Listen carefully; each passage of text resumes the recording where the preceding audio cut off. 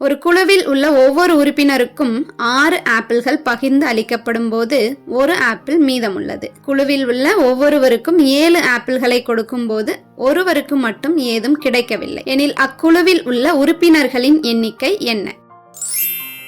ஒவ்வொரு உறுப்பினருக்கும் 6 ஆப்பிள்கள் பகிர்ந்து தராங்க. அப்படி கொடுக்கும் பொழுது பாத்தீங்கன்னா ஒரு ஆப்பிள் மீதம் இருந்ததுன்னு சொல்லி இருக்காங்க. அப்படின்னா இதை நம்ம 6x+1 எழுதிக்கலாம். ஆப்பிளோட எண்ணிக்கையான y இருக்கும். ஒவ்வொரு நபருக்கும் 7 ஆப்பிள்கள் கொடுக்கறாங்க.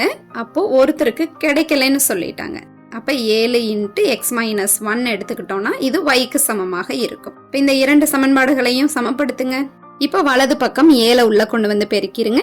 இப்ப x எல்லாம் ஒரே பக்கமா இடது பக்கம் எடுத்துருவோம். அப்ப இங்க 7xல 6x கழிச்சு பெரியனோட குறிய போட்டுடலாம். அப்ப -x.